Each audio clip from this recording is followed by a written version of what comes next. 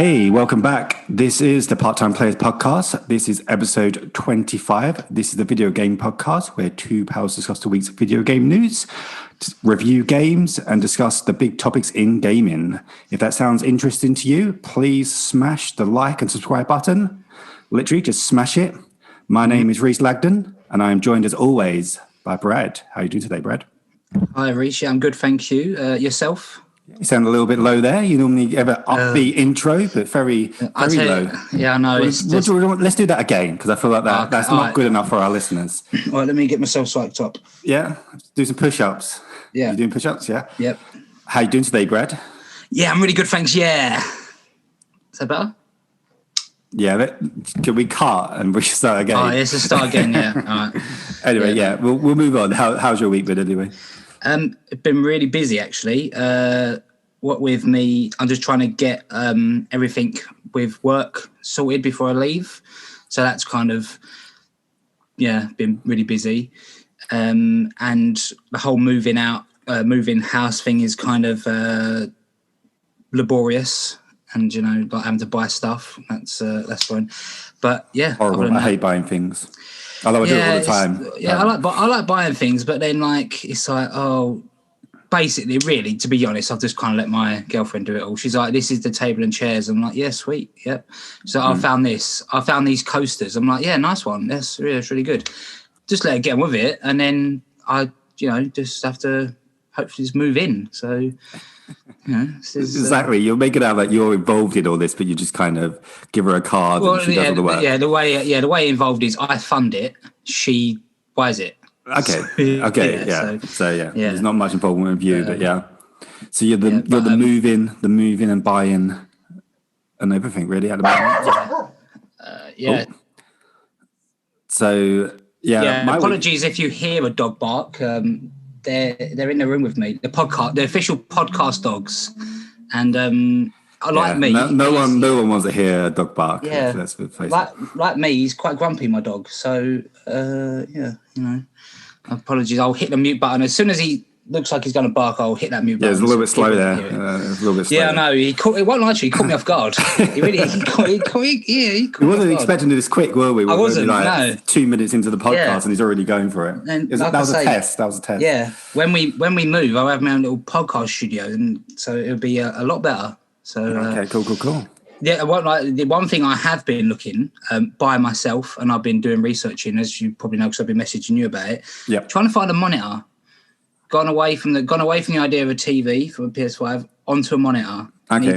Need to find a good monitor, and God, it's stressful. I'll tell you, it's just I just don't know. Yeah, well, you've got to do your research, and once you know what you're looking for, then you can kind of just you just go for it. Yeah, giving you some ideas of what you should be looking for, and then there's not a lot out there that has the 2.1 HDMI. I've got it at the minute plugged. I've got my PS5 plugged up to one of my work monitors, and that isn't 4K. That's just 1080p. It's a Dell. I've got the spec somewhere, and it's a 24-inch screen, and it looks a lot better than a TV I was playing on anyway. Sure. So I think anything which is an upgrade from that will be brilliant. So yeah, no, it's such a shame that you got PlayStation 5 and you're playing on a 1080p TV. It's absolutely criminal. I know. Wow, like my TV, not to brag about it, but it's absolutely, the games just look incredible. This is why mind blowing. This is why I wanted to be moved before it came out, but it just didn't happen. Yeah, no. So you'll get the TV and you get extra upgrades. Yeah, kind of like exactly, what I think of, like with got the PS5.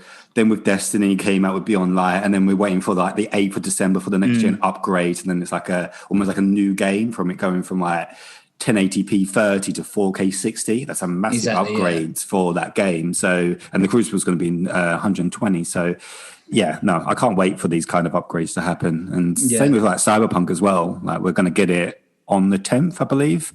But yet we're not getting the upgrade until next year, which is a little bit of a shame. I heard that. Yeah, I heard that today. I kind of thought, it's what can you do?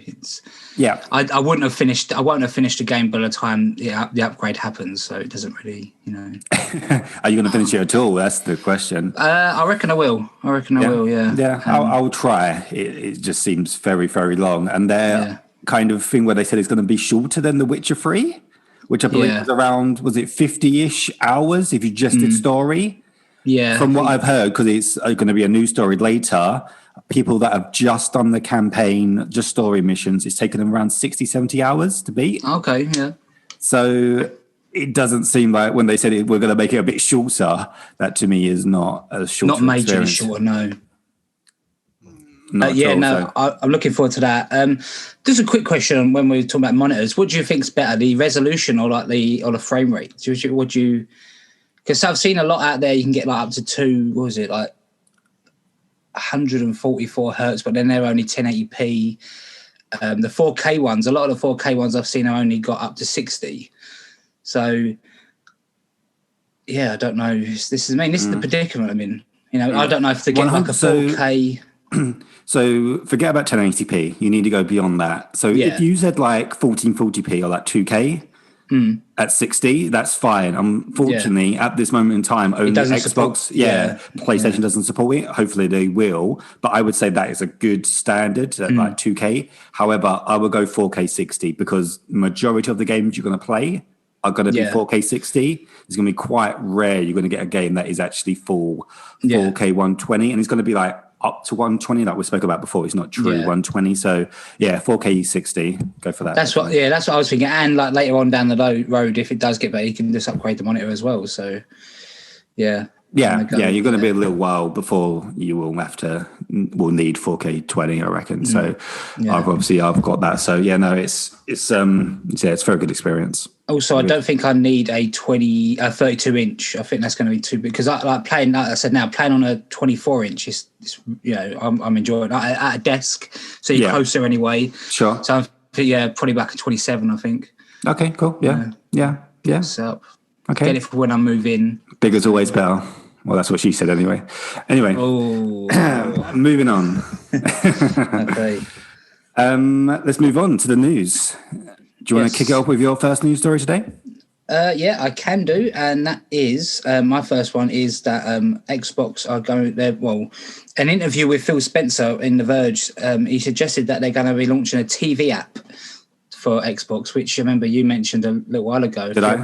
I don't remember even mentioning that at all. Is that a good idea? I think, you said you'd get Game Pass if you had there's an app on your TV just to play, Game Pass like xCloud. That's how they'd get you in. Oh yeah, 100%. And it looks like it looks like they're doing it. So so as I say, interview with The Verge said that we'll see a TV app within the next 12 months. Phil Spencer has already hinted at a TV streaming stick and a web-based workaround for iOS, which we talked about a couple of episodes ago. They also said during the interview that they haven't given up on hardware and they kind of hope to integrate xCloud with the Series X and the Series S, so people could maybe use it as like a demo, so they could stream the game a little bit, see if they like it, and then download it. So they're going to just integrate it into the consoles. And they also, earlier the year, they made a deal with Samsung. So it looks like if there is a TV-based app, it'll come on Samsung TV. So because they were doing their test kit, weren't they, on the phone, Samsung phone. Yeah. So it's not surprising they were doing it on the Galaxy. So I'm not surprised. Obviously, I've got Samsung QLED TV, so I will definitely download the app once it comes out. Exciting stuff. Yeah, no, definitely. Yeah, like I say, they're kind of like we said before. They're getting in everywhere. They're covering all the bases. They're making the Xbox ecosystem vast. Making it more accessible, which is a good thing. But it also then makes the Series S, I feel like, less desirable or less. Because I don't know what the quality is on streaming. Is there like some kind of limit? Is it only 1080p? Is it 4K? Because if you can get full 4K at 60 by streaming, which is more than what the Series S can offer, and all you're paying is for a subscription service for Game Pass, which you have got to pay for, it kind of just makes the console a little bit redundant. No? I don't know. I still don't really know where the Xbox Series S fits. I was speaking to my mate. He said he's got a Series S, and I said, "Oh, do you not want to go for the X?" And he was like, he only plays like one or two games at a time. I think it's mainly Call of Duty, and he says he's just going to be playing on his monitor in his office, so an S works fine for him. Okay. Obviously, they have sold quite a few, so people do like them. But for me and yourself, I kind of, I don't know where they fit. What did he have before though? He I think he still had the original Xbox One. Okay, like so he didn't have a One X. Yeah, no, the big chunky one. So, okay. And my other mate bought an Xbox Series X and an Xbox Series S. So he just covered all, one for upstairs, one for downstairs. He said so. Yeah, he's okay. he's covered. Strange stuff. That Yeah. seems a little bit alien to me, but yeah, fair enough. Xbox people, nutters. Yeah, he's So yeah, people like him. People do like the S. So yeah. Down the line, I've already said I might get an Xbox Series X at some point when there's games to play on it, So yeah, they're gonna have to have some really enticing exclusive on there for me to even think about getting one, which is obviously years away yet. And I don't know if it would be a Bethesda game. I don't know if it is Skyrim or something like that. And obviously we'll discuss whether or not they will make that exclusive. I personally would. I don't think they will, just because of all the things you just read out, what they're doing. They want to make it accessible here, there. They're basically making their own consoles redundant. So why would they make their IPs not accessible as well? It's just very against their brand at the moment. So I 100% believe the next Elder Scrolls and was it Starfield, wherever it's called, will be on. Yeah, 100% will be on PS5. So yeah, no, it's exciting. Because of that, there's no reason to get one for me anyway. Yeah. So. Yeah, I do. As I say, I definitely will pick one up when there's some decent games on there to play. So, yeah. Even when if they're all available on PlayStation. Even if they're available on PlayStation. Well, yeah, and I mean like Fable and Halo, like the exclusives. That's literally what my Xbox is for now. It's just exclusive. So okay, yeah, fair enough. Cool. My news story is about Cyberpunk, a little game. And it's about the physical copies appear to be in the wild. So it's kind of a warning to say, beware of spoilers. So apparently a few people on Reset Era has been streaming about 20 minutes of some gameplay on the PS4 version. So another guy on Reddit, funnily enough, who works for Amazon, basically took a picture of holding the actual game, basically saying, it'll be with you soon, guys, or something like that. And apparently they have been going out in the wild. So some people have been streaming Cyberpunk, which is, I've not seen any of this other than this news story. So it's kind of quite easy to avoid. Yeah, so I've not seen anything. If you want to see it, I suppose it's out there. If you don't, then it's quite easily avoidable. I personally don't want to see any more about this game other than I've watched a few gameplay trailers. And I saw the one recently, I don't know if you saw it, I suppose you didn't, last week about the PS4 and PS5 gameplay. They finally showed console gameplay for the first time. We've only actually seen PC. Yeah, so I was kind of like, let's actually see what it looks like on the PlayStation. That's why I watched it. I thought it looked quite impressive. The difference in the upgrade to the PS5, and I think it's only the backwards capability version as well. It's not actually the upgraded version, which I hope it is anyway. Because if the actual version we get on the 10th doesn't look as good as that, I think a lot of people are going to be a little bit upset if that is actually the upgraded version that they're showing there. It's lucky for those people that got it early, I suppose. I guess maybe they shipped it on the 19th without knowing they changed, perhaps. But good for those people. But yeah, if you want to watch it, you can. If you don't, kind of avoid it. But yeah, but like you say, it's not hard to avoid because I've not seen any really spoilers. I watched like you. I watched the gameplay, the comparison, and that's when they said. It's not out. The next gen upgrade isn't out until next year. Yeah, but I'll quite happily play it anyway. You know what I mean? I'm gonna get stuck. Yeah, it looks great. Yeah, and I do think the version they showed on the PS5 is what we'll get on the 10th. Which it looks great. It looks fantastic. It looks very impressive. Talking about that guy that played it, I think for 60, 70 hours. There was another person. I think there's some obviously reviews that got it early. They got it now. Yeah. And I believe someone who's been trying to do everything. They've been playing for 174 hours and they still haven't beat it. Yeah. So to me, just makes it seem very, very daunting. Like we said, it's going to be massive. Although they said they've scaled it down, this doesn't feel scaled down at all. It feels like it's definitely going to be around a 200-hour game. Yeah. The only issues I have with games like that is sometimes I kind of just get overwhelmed. It happened with The Witcher on the PS4. That's why I stopped playing it. I didn't start playing it again until I got it on the Switch. You just kind of look out. I remember zooming out on the map and seeing so many markers, all side quests and everything. And I was like, Jesus Christ. And I was playing in it. And then when I get invested in something, I kind of like throw it all in. So I was playing it, then I was reading the lore, and then I was watching videos on YouTube about it, and then you burn yourself out. Well, I do anyway, and I know you just kind of have to. But then you can't. It's for The Witcher as well. You can't. It's not as easy just to come back into it because you've forgotten all the controls, and it's. I know what you mean. I feel that a little bit. Obviously, we'll talk about our impressions of Assassin's Creed because we've both played a bit more of it now. But that's how I'm feeling a little bit with that. Because I've gone over to England, and each mission I'm doing is unlocking something new, and more dots are popping up on the map, Exactly, and I'm just like, I'm the same as you. I like to tick all the boxes and go to each one. I'm a bit of a completionist, and I'm just looking at this thinking, oh wow, this seems like I'm jumping into something really big here, and then I'm going to go into cyberpunk in 2 weeks' time. It's a little bit like, oh wow, I don't know if I'm really ready for this kind of commitment yet. Do you know what I mean? It's a little bit that's what's kind of holding me back from getting really into it. So but we'll talk about it a little bit later on. But are you hyped about cyberpunk? I know it was kind of high. Then when it got delayed, it was a little bit low. Are you your hype levels back up, or how are you feeling about it now? Yeah, I'm not like a say a Red Dead, excited or before The Last of Us 2 come out before I knew how that was going to end. But yeah, I'm excited. Yeah, I'm on a scale, I'd say more excited than I was to play Assassin's Creed Valhalla, because that was just kind of a game I was like, I'll buy it and I'll play it, and it's quite good actually. But I'm excited for it. And I'm looking forward to it. I can agree with that. Night City.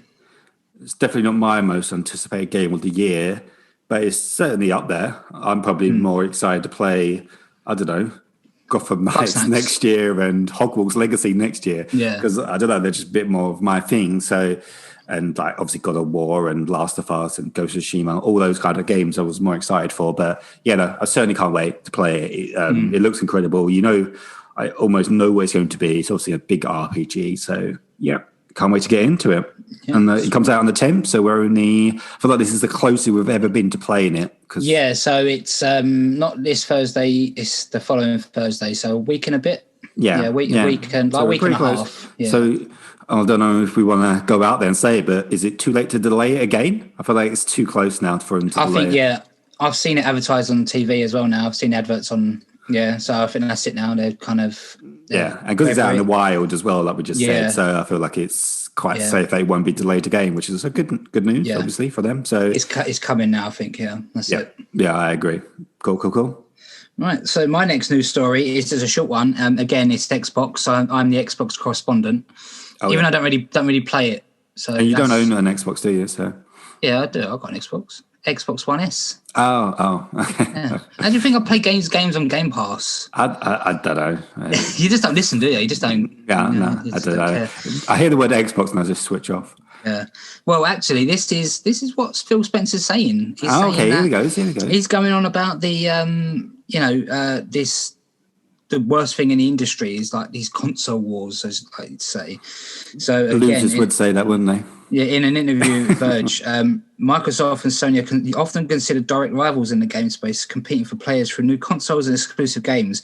Brand loyalty and console wars, in quotes, for some players dictate whether they'll grab a PlayStation or Xbox. Extreme fans have even escalated their affinity for one or the other into harassment, but Microsoft's real threat isn't Sony or Nintendo or any other company, says Microsoft head of gaming Phil Spencer. We're in the entertainment business. The biggest competitor we have is apathy over the products and services, games that we build, he says. So basically, he's saying like it's.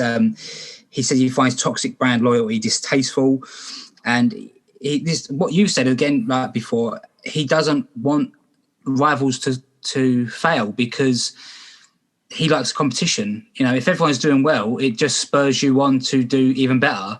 So he's saying he doesn't want to see Sony fail or Nintendo. He wants everyone to do well, and people to just like what you like, basically, and just get better products at the end of it. Which makes sense. Of course, it's capitalism. Yeah, as we make the joke about you being a Sony fanboy, and back in the day, I used to have arguments with my mates when I was on board with Xbox, with the 360 days. I used to say how shit the PS3 was and that, but it was just a bit of banter, having a bit of a laugh. I never went to the lengths of sending death threats and, you know, threatening people online, because that just seems a bit, you know, excessive and stupid. But this is what he's saying. Just, you don't want it to stagnate. You want it to be stronger and get better products. So yeah, he's talking sense, I think. What do you feel? How do you feel about this console wars? I know you're sitting there with your Sony, with your PlayStation t-shirt on, and yeah, you know. I'm not involved. I've not picked a team, so with your green t-shirt right there. Yeah, exactly. Yeah, we've picked our sides. So no, obviously, I think I want Xbox to do well for all the reasons that Phil says. He's right. That's what the good thing is about capitalism, is it drives competition and makes your competitors to do better. And that's why I was a little bit concerned about this generation with how dominant Sony was during the PS4, that we could get a arrogant, complacent Sony that thinks they're so far ahead that they don't even need to push or try. And that's kind of what we got for the PS3 era, because the PS2 was so successful. And that's why 360 was so dominant at the beginning. And obviously they did eventually recruit and eventually outsell the Xbox. But yeah, no, competition means everything. And people that abuse and do things, they're not fanboys. They're just idiots, and idiots that are just, like you said, trolls on Twitter are always the outliers, and they stand out more because they're persistent and a bit psychotic. So just ignore them. You can have banter between your friends. I mean, you could say things to each other, and some people might come up to me and talk about the Xbox and why it's better than the PlayStation, which is, I don't know, nonsense, because it's not. It's simply not. But in my opinion anyway. So yeah, it's just, I don't know, a banter with your friends and just be respectful to other people's opinions, really. That's all. Definitely. It's like gaming culture, if you want to call it that. I don't know. It can get a bit of a bad name because you hear of all the, you know, people sending like threats and being sexist or whatever. But like you say, that is not gamers. That is just the minority, because they make themselves heard and loud, and because they got better to do. I don't know, but Phil Spencer went on and said, like, you know, some of the best things is crossplay. So it doesn't matter what console you got, you can all play together as a group. So it's all entitled fans, isn't it? It's not just in gaming; it's in films, and obviously people whinging about, obviously, I don't know, Star Wars or whatever, and I'm sure they send death threats to Disney or whatever because of the latest films, and I don't know. It's in everything, isn't it? It's just pathetic. Don't get me wrong. I didn't like the new. I liked The Force Awakens, and I didn't like the other two. I thought they was rubbish. I watched them, didn't like them. I didn't send on any threats. I just kind of thought, the films I like are still there. I can still watch them. I didn't like these two, but then The Mandalorian I really like. You know what I mean? So. Yeah, it's Disney have done some good things. They've done some bad things. I think Rogue One is my second favorite Star Wars movie. I like Solo, so I'm not a fan of Solo. So it's okay. I'm not a big fan of it, but very dark film. Not as in like the story. I mean, literally, was at the cinema with my mates and we couldn't see what was happening because the screen was so dark. Okay, I didn't have that experience. It must have been your local cinema. Maybe I was going blind. I don't know. Yeah, maybe you didn't have your glasses on. Maybe you was not facing the screen. You just had your head to the wall. I had my eyes shut. That's what it was. Yeah. Jesus. Yeah. I can't remember what I was going to say there. So we'll move on, I guess. Yeah. I don't know. Okay, I can't remember. Yeah, and your next news story. Okay. Going from one set of arseholes to, I guess, another set of arseholes. So a UK-based scalper group basically said they have no regrets over illegally reselling almost 300 and 500 PlayStation 5s for a profit this month. Illegally? It's not illegal, is it? Legally? Illegally? Illegally? Illegally. No? Illegally? Illegally means it's against the law. Legally means it's okay. Oh, I don't know. Whatever. Sorry. I'm just. I don't know. I'll let you carry on. Yeah, illegally means it's not against the law. No, legally means it's not against the law. Illegal means it's against the law. Oh, okay. Well, I've wrote down the wrong thing. Fine. Okay. We'll move on. Yeah. Fine. As reported by Business Insider earlier this week, is it Crep Chief Notify is a company compromising thousands of paid members. So they use their bot software basically to queue in retail and basically automatically purchase PS5 when they come into stock. Basically, to get a part of this, you basically pay $29.99 or $40, and you'll get an instant £100 profit. Unsurprisingly, this group has obviously attracted a lot of negative comments from people online, on social media, on like Facebook and stuff. And they've actually started running Facebook ads and things to obviously encourage people to join this group and to buy PS5s and to then resell them. And obviously they've kind of said that they have no regrets about doing this. So I don't know, you're kind of in like two minds with it. It's one that's like, okay, I guess this is a big issue, which is, I guess, not a new issue. Like you said before the show, before we started kind of recording, this has been an issue apparently for quite a while within the trainer community, and people that want to buy, I don't know, Nikes on day one or Jordans or whatever it is day one, and scalpers just come in and buy them and then you have to resell them. There is kind of no real solution, because unless you make reselling like illegal, it's going to continue to happen. And I guess you can't. There's nothing wrong with reselling. I don't know what the solution is. But then again, I kind of think all these people that are whinging that they couldn't get one, and I'm not saying you're faking it or you couldn't get one, and I'm not just saying it because I did get one and obviously Brad got one. But as far as I can see in the real world, sometimes you've got to kind of step back from the internet, and what people are saying on the internet and what you can see in real life is every person that I know that wanted one got one. And it's kind of like if they really tried and they kind of, I don't know, made sure they were ready, made an account, went on it. As soon as they got stock back in and they went on and tried doing it, they actually got one. So I don't know. I don't know what the...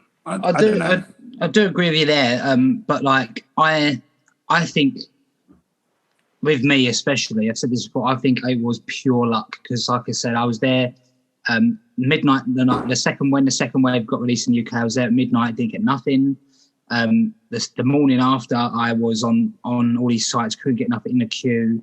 It was literally, I just thought I'll try one more time, and I don't know why, and then let me go through, let me check out, and I got it. It's just, it was pure luck. And obviously there was only so many, so for a group to grab 3,500 of them is obviously a big, it's a big kick in the balls. But the only way to stop this really is people not to buy it. Don't buy a PS5 for 800 quid. Don't buy one or even more.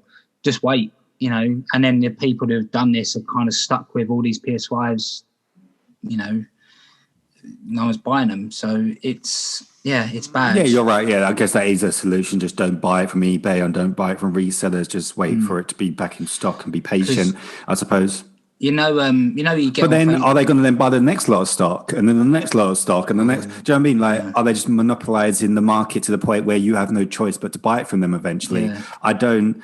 Until there's so many that, then it's not an issue. But the only thing where it comes concerning, because obviously, okay, we all love our PS5. This is a gaming podcast. Obviously, we love gaming, but a console is not an essential item. No. When it gets a little bit concerning is where, remember in lockdown when it first happened, everybody's buying toilet roll, and you could buy, they were reselling toilet. And then it comes to the point where it's like, you're actually going to, like, people have no shame to do this to an actual, like, an essentials. Like, is this going to become a thing in the future where, I don't know, you got to buy like bottled water because only that's available, and then they're gonna you have to buy it from like reseller because they've bottled the water. I don't know. It's a little bit of a, I don't know. I guess that's a little bit extreme, but I don't know. It's a little bit. It's another thing as well for then, like the head of Sony or PlayStation or whoever it was, kind of come out and said we're sold out everywhere in the world. Like we're going to try and get some more before Christmas, but at the minute they're done. Like everything we had ready to go is gone. So again, that's just going to fuel people to look on eBay, look at sites to grab one if they really want one. But even on Facebook you get like buy and sell in your area, and that someone was selling a PS5 on there, and he'd put it up for 850 quid, I think it was, and people were tearing him to pieces. Like he was just, I don't think anyone. I don't know. No one said that they was interested, or what I saw. It was just getting slaughtered. Like people saying like you're a scumbag and an arsehole, and why did you do this and that? And I was like, wow. But then I saw another one another one on there. I bought this for my son. He doesn't want it, and he was selling it for like 450. So he was selling it for the price that he got it for. So it's I don't know. 450. Yeah, 450 or 475. Something like, it was not that much more than not as much as the 800 the other guy wanted for it. Yeah, I suppose he had it, and he's like, people want it, I'm going to chance my arm, and he put it on Facebook, and everyone just kind of ripped into him. So how much is the disc version in pounds? 440, I think, 449 maybe. I don't know. I get confused between that and dollars. I got one. I always think it's 500. I always think it's 500. Yeah. I don't know why, but it's dollars. I don't know. I ordered it back in September, so I can't remember. So, yeah, fine. Yeah. I've got so much money, I don't know. You know what I mean? Money bags on you. Buying all this stuff. I didn't tell you. I'm actually one of these. I'm actually in this group, so I'm earning loads of money at the minute. So this is I'm not. It's yeah. But, I'm sure that guy was a little bit stupid. Like, I guess he was trying to make a bit of money, putting it on Facebook, but I'm sure he knows someone that wants one, and he could have sold it for a little extra profit, maybe £50 or something like that. Like, here you go. People were saying, like, I'll give you 600 quid. I want this to be my kid's Christmas present. 600 quid is the max, and I don't know what happened to it. I reckon. Yeah, I don't know. That's a decent price. I would take that. Probably would have deleted his account, I reckon. The amount of shit he was getting, but well, 1 minute we was saying how bad trolling was, and now we're endorsing it. So it's just only if it's for a good cause or whatever cause we think it's for. It's that's that. But so my next news story is a little bit of Red Dead Redemption. So Red Dead Redemption Online is going to be getting its own standalone, away from the actual game.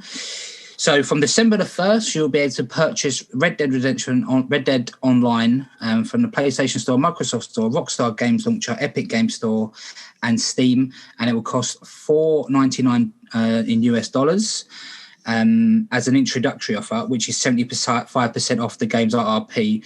This offer will last until February the 15th, 2021. Of course, you'll need a PlayStation Plus or Xbox Live Gold to engage with the game's multiplayer features. And it's going to take up 123 gig of your hard drive space, which is it's obviously going to take a whack of your thingy. So to coincide with the standalone launch of Red Dead Online, the Bounty Hunter role has been expanded with an extra 10 ranks added to the role, as well as new legendary bounties. And obviously, it says that you can purchase Red Dead Redemption 2 story mode at an additional cost. So because did you say it was free to download? No, it's $4.99. If you don't own Red Dead already? If you don't own Red Dead. Well, that's what I was about to say. Yeah, I imagine it, because obviously we own the game. So surely we can just, put it in and play it. I've already got access to it online. I think this is for people who haven't played it. So if they just want to play online, on a GTA Online players think, I'll give Red Dead a go. And if they like it, then they might, I'll buy the game as well. So, I to be fair, I have not played Red Dead Online. I might dip my toes in to see what it's like, because I really like, as we said before, I really like Red Dead Redemption 2. I'd like a little bit more of a, playing in the in as a cowboy. But I don't want it to be like, I don't know if it's like GTA Online where you go in, you're new, you just getting killed. It's just when it gets a bit boring. So yeah, I think there's only a certain amount of people in your world, and because it's so big and quite rural, a lot of it, you're okay. So from what I played of it, I've not played much. I played it when it first got released, but $4.99. Come on, Rockstar, you make so much money. Give it free of charge. Hey, really? That's a 75% off as well. That will after February the 15th, 2021, it's going to go up. So to what, like $20? It'd be like $20 then, wouldn't it? If it's 75% off, it's going to be $20 just to get the online. £20 to do an. Oh no! See, I think that's bad business mistake for them. And how much? Especially when GTA Online is clearly the better and more popular product, and they've already said it's going to be free next year. Yeah. So why make the one that's not as popular charge you £20? They're just trying to get as much money as they can. And I reckon you can probably pick up the game used, like from CEX Game or whatever, eBay. You can probably pick that up now for like 20 quid, and you get the story and you get the campaign, an amazing campaign as well. So. It's probably in the Black Friday deal somewhere. Yeah, most likely. It's on the store. I was thinking about getting The Witcher free digitally. It's £10. It's definitely worth it. It's £10 on the Black Friday deal on PlayStation. DLC as well. I don't know if it was Game of the Year edition, but it's definitely, it might have been actually, but £10. And I thought, because it's getting the upgrade next year, good time to jump back in. Although I keep talking about jumping back into games. There's too many games coming next. I don't know why I keep doing this to myself. But yeah, I got a physical copy of Witcher 3 Game of the Year edition 4 years ago on Black Friday sale. I think I got it from Tesco and it was like £17. Oh, so yeah, it's just decent. Yeah, you know what I mean. And then I bought it again on the Switch, and it's I just love it. It's a good game. It's a good game. Yeah. But yeah, that's a mistake from Rockstar. They should make it free to play. Definitely. They can afford it, and it would add more people into it, and then they consider microtransactions. I don't know why they would not go for that model. They can afford to get rid of the admission just to get people in. I would exactly. If it became popular because people started coming in, I would play it. Yeah. Although I've already got it and I don't need to pay to enter. But do you know what I mean? If it became like a bigger thing, I might give it a go again. I don't know. But yeah, I think it's a mistake from them. But we'll see. They can afford to make mistakes, I suppose. Yeah, they definitely can. My next news story is about the Game Awards 2020, which I believe is also on the 10th, I want to say. I feel like it's on a Thursday. Okay. Obviously, the categories have been done. I don't know if you voted. I have. However, rather than us saying who we want to win or who we're going to vote for, should we do a little, we won't put a bet on it, but we'll just do a little prediction of who we think is going to win, maybe? Mm-hmm. So they've got each category, so we can go through each category and we can kind of just predict who we think is going to win. So Game of the Year, the nominees are Animal Crossing, Doom Eternal, Final Fantasy VII Remake, Ghost of Tsushima, Hades, Last of Us Part 2. I think The Last of Us Part 2 will most likely get it, even, I know I don't like the story, and we had a heated discussion once about it. Heated. Yes, it was heated. Dan know that episode. He got heated. Did. Well, I can't remember what even number episode it was. I was so we didn't concussed talk to each other from after that battle. Yeah. It was for days we didn't talk to each other because we just that was it. It's just, good job we're miles apart. Yeah, there's more people who feel like you in regards to the story than feel as I do. So I think, and I enjoyed playing the game in the first half, and I even enjoyed a little bit when I was playing as Abby, like the Rat King sequence and that, and the weapon upgrades and that. So as a game, it's brilliant. Just the story I didn't particularly like. Sure. So yeah, I think it would be Last of Us 2 that would probably grab that one. So that's a more of a acceptable opinion than you said it's just a shit game. Yeah, I think that's I know. You called it a shit game is unacceptable. Yeah. It's not a shit game. Exactly. I look how mature I am. I've stepped back. I've looked at it from an objective point of view, and I've said, I can accept that opinion. Yeah. What about you? What do you think? I think Last of Us Part 2 is also going to win. I think it is Game of the Year, like objectively. Animal Crossing may be a dark horse because of how popular it is and how much it's sold. I don't think it should be at all. Yeah. And it's a bit like me voting for like Destiny as my Game of the Year because it's by far the fun that I've had. But I know Destiny's not the Game of the Year. Do you know what I mean? It's like you can pick your own personal game, but it's not Game of the Year. Last of Us Part 2 is on that list. I think is Game of the Year for me. Best game direction. The nominees are Final Fantasy VII Remake, Ghost of Tsushima, Hades, Half-Life Alyx, Last of Us Part 2. I don't really know. What is best game direction? What does that category mean? I don't really know. No, I don't know. I know Half-Life Alyx got a lot of praise. People love that game. Yeah, they love Half-Life, don't they? Yeah, so I don't know. I don't know. I don't really know what it means. So yeah, I'm not totally sure. I would go for The Last of Us Part 2 as well because I'm guessing it just means overall. Yeah, the direction of the game winning or something. I suppose. Yeah. What way you was walking or direct? Yeah. I'm not sure. Yeah. Yeah, I'd say Last of Us 2 as well. Yeah, because everyone's going to be hyping up the conflict stories and all that. Yeah, stuff. I would go with something to do with the story, but the next one is best narrative, which then would be the story. So I'm not entirely sure what direction means. Yeah. But yeah, we'll because we're too stupid to know what direction means. We're too thick. Yeah. Yeah. What was the best sat nav competition? So Yeah. Anyway, narrative is the nominees are 13 Sentinels. Never played that. Final Fantasy VII Remake, Ghost of Tsushima, Hades. Which Hades is in a lot of these categories and it's very popular, and we've both not played it. I presume you haven't anyway. No. The Last of Us Part 2 again. Best story. It's going to be The Last of Us 2 again. It will be. It will be. Yeah. It's going to have to be that. Yeah. I agree. I totally agree. I did like the story of Ghost, and obviously Final Fantasy as well. But yeah, it's Last of Us by far one of the best storytelling ever. The Ghost story was good, but like in the early bits of The Last of Us 2, it did grip you. After what happened, you're like, I'm involved. I'm playing this, so yeah, it will be that.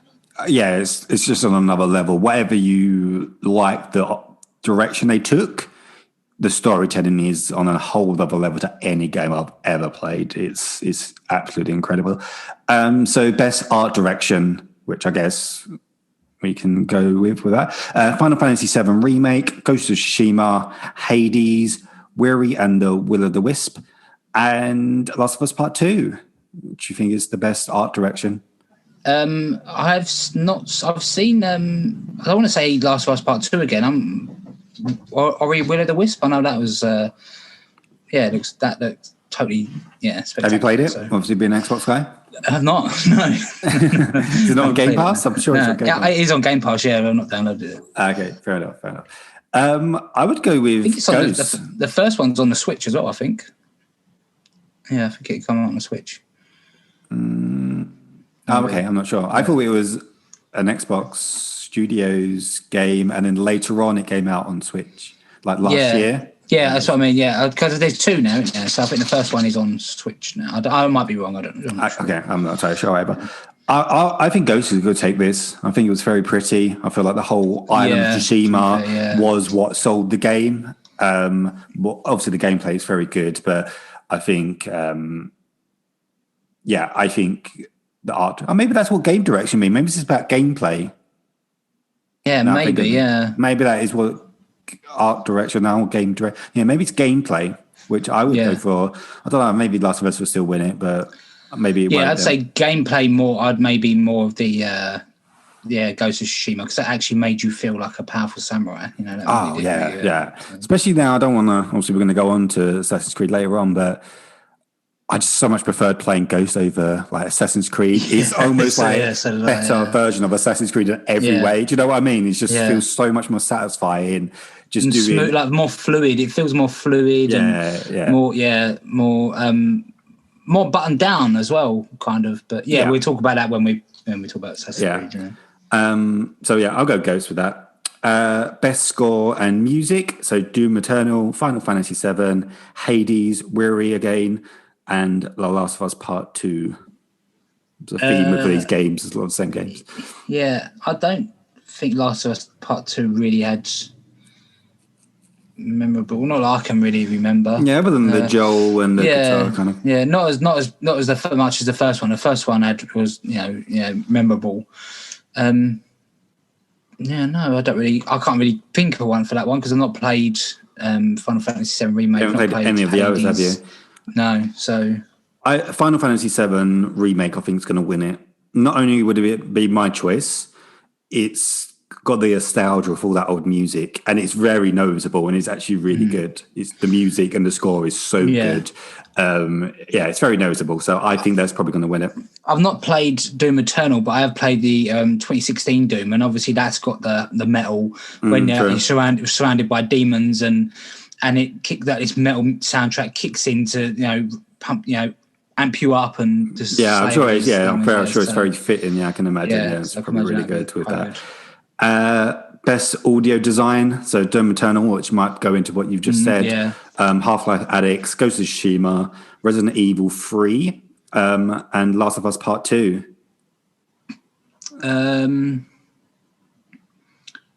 Is that audio design? Yeah, best audio design, which I guess is a part. Yeah, Ghost of Tsushima kind of had the, I suppose that means it's like the audio design, like entwined with the gameplay or something, maybe. Yeah, So that yeah. kind of that that had like pretty good audio like in that respect. So maybe Ghost of Tsushima for me. In that one. I'd go for Ghost either, or maybe Last of Us. I feel like I don't know if it counts as like all the dialogue of all the NPCs. Not like when you had the guys that were whispering, like whistled. Sorry, not whispering. Like they had the whistle people. Oh, and okay, yeah. And obviously how the dogs and I don't know. There was like all the sounds of all the stuff. I feel like it was very part of making it very immersive. And with the clickers and when you played with a headset on, the sound really adds to the atmosphere of the game. Especially when you wear a headset, it's a completely different game. Completely different. So I think Last of Us Part 2 could take this, and it's my personal choice. Okay. Yeah. The next one, and I guess I'm going to butcher some names here, but best performance. So Ashley Johnson, who played obviously Ellie, Laura Bailey, who played Abby, your favorite. Then, it's a Japanese, so I'm kind of the guy that played Jin Sakai from Ghost, Logan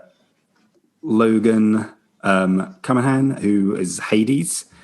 And then Najar Jetta, who played Miles Morales in obviously Spider-Man, Miles Morales. Out of all those, who do you think is going to take best performance? Maybe is her name Ashley? So Ashley Johnson, Ellie. Yeah, You think Ellie? yeah. Eddie's going to win. Yeah, I think that's quite safe that Eddie will win, or Ashley Johnson will win as Ellie. So yeah, I don't know if did she win for. Obviously, I know we don't call it part one, but the first part, or who played? I can't remember his name now. He played Joel. Troy Baker, who played Joel. I'm pretty sure. Did he win? Yeah, I'm not sure. Yeah, I think he might have won it before. So yeah, I think she'll win it as Ellie. Although Ellie was probably the star of the show in the first one as well, wasn't she? Really more than maybe Joel. I don't know, but yeah, Ellie's a fantastic character. And then we go into a little bit some more niche subjects where I guess we don't really play any of these games, so maybe I'll be a little bit more selective now. But best ongoing, we've got Apex Legends, Destiny, Call of Duty Warzone, Fortnite, No Man's Sky. Well, I've only played Warzone, and I was terrible at it. So Okay. You're going to say Destiny. My personal choice, but who I think's going to win, I don't know. It's tough, isn't it? I can see Destiny winning. I want it to win. I can see No Man's Sky winning just because of the love it gets now.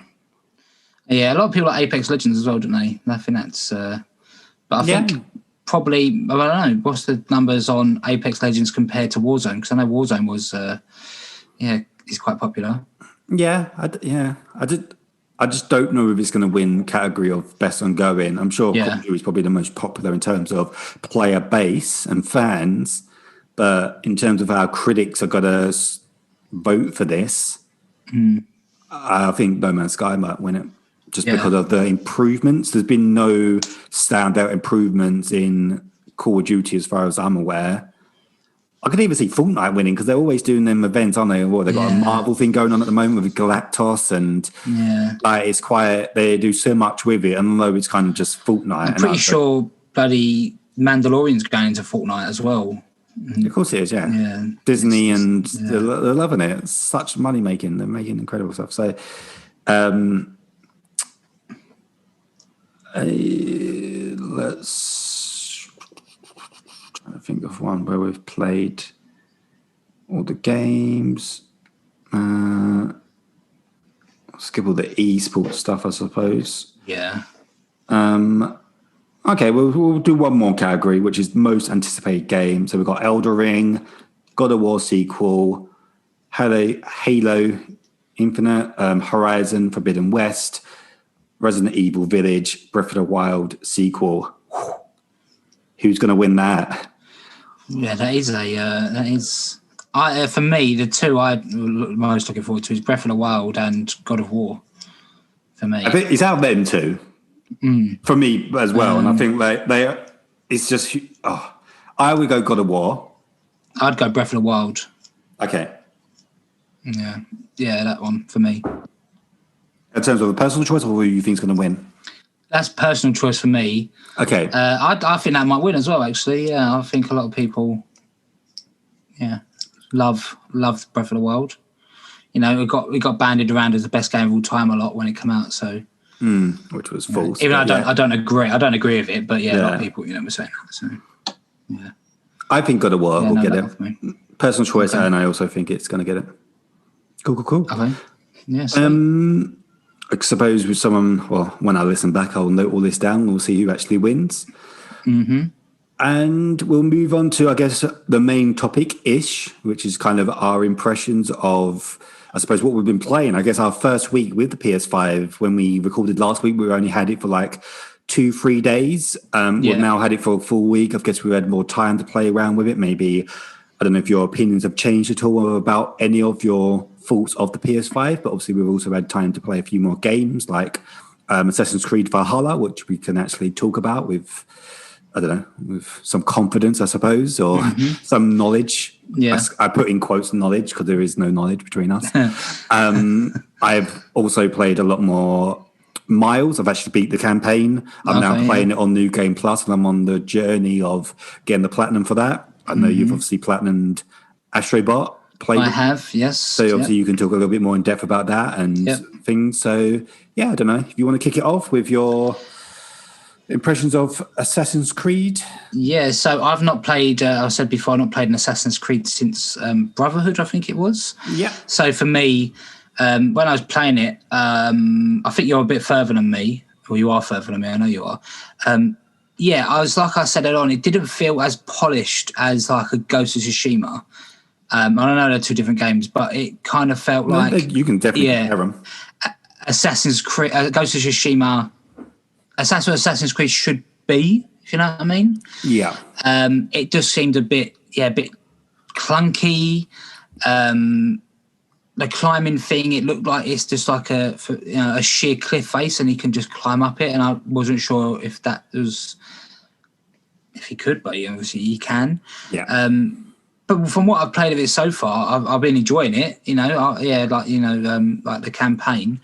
It's just, I know you've played the more recent Assassin's Creed. I haven't really got anything to judge this one on. Like, what was the last one? Odyssey. I can't judge it against Odyssey because I haven't played Assassin's Creed in so many years. I was interested. Does it feel like an Assassin's Creed game? Does it feel like a completely different game? At the minute, no, it doesn't. It doesn't feel like an Assassin's Creed game. Like in the early bits when you're just a Viking, and then obviously stuff happens and you get some bits. But I just kind of felt like a game where you play as a Viking. It didn't really feel like an Assassin's Creed game. Sorry. Sure. But like I say, I've not played since Ezio, so. Yeah, what did I don't know what. I don't really know what to expect when I went in, but I'm enjoying it. It's combat. How do you like the combat? It's different. I think it's different to the Ezio ones. I'm pretty sure it never used to be the triggers to do it's combat. Completely different. Yeah, the combat again, like the bits I've done, it feels a bit, a bit clunky again. I'll use the same word again. I'll use clunky again. I like the fact that you can obviously have a shield and axe, or you can double wield, or broad axe, or long or whatever. So that's pretty cool. Like the stealth bits are the same as what I can remember. Obviously, sneaking up and taking people down from ledges and from attacking from above. So that's the same. Sure. But I think the story is it's just starting to grip me. So I really think I'm gonna enjoy it. Sure. So I'm not saying it's a bad thing. I'm just saying, it's been such a long time since I played an Assassin's Creed. I didn't really know what to expect. Yeah, are you enjoying the RPG? Because obviously you're a big fan of I do RPGs as a genre. So are you enjoying that part of it? Or? I do like the skill trees. So that's always, and obviously upgrading your armor and getting different armor sets and all that. Yeah, that definitely ticks boxes for me because that's what I'm all about. I'm all about that. I'm all about that life. Yeah.